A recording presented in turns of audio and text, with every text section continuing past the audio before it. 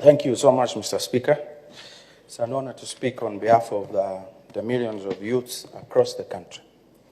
Mr. Speaker, this subject is extremely important.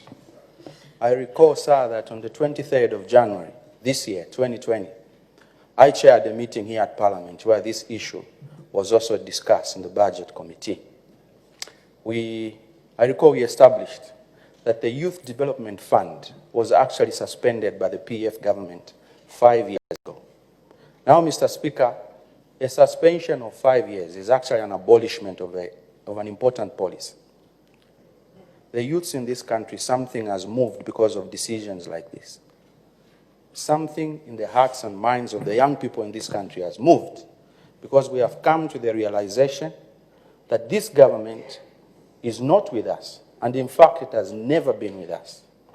When it comes to jobs, it's the same thing. It is this same government, Mr. Speaker, that at one point made an announcement to say youths of this country must migrate to Dubai and become house servants and taxi drivers. The government asking its own young people, because of their failure to fund empowerment funds, to provide funds for empowerment. They asked us to migrate, leave this country, leave the land of our forefathers, the land on which our own umbilical cords are buried. The government requested the young people of this country to move to Dubai, to leave the land which has gold, diamonds, emeralds, forests, lakes and rivers. This is the... And we are not willing to negotiate when it comes to funding. When the economy became very bad, Mr. Speaker, the youths complained. We've been hard hit more than anybody else as young people.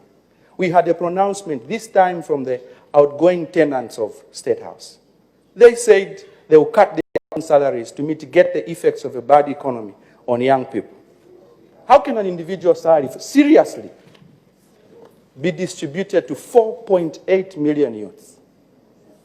Our frustrations and our disgruntlement as young people, Mr. Speaker, has seen knee-jerk reactions from this government.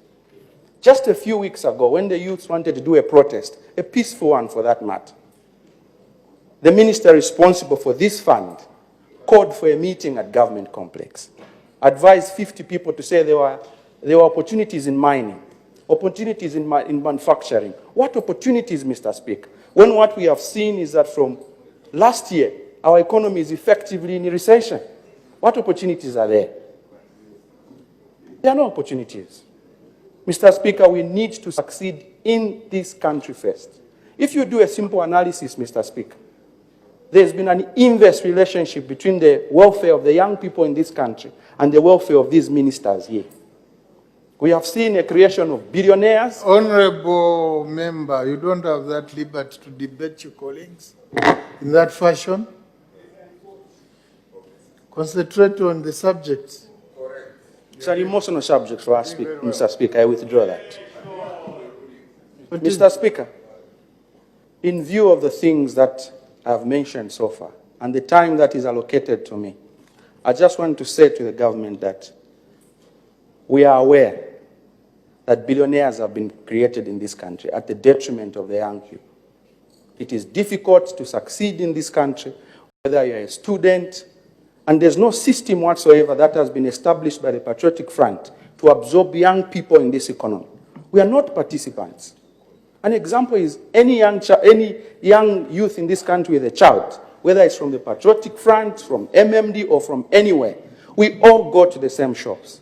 And the prices of commodities have become too high, education is too expensive, food is too expensive, everything is expensive, not to mention electricity. If it is a young farmer in Kapiri, for instance, government failed to deliver inputs. What kind of empowerment is there? But there is hope for our people, Mr. Speaker. The arrogance of numbers that have been used here by the Patriotic Front. The youth now...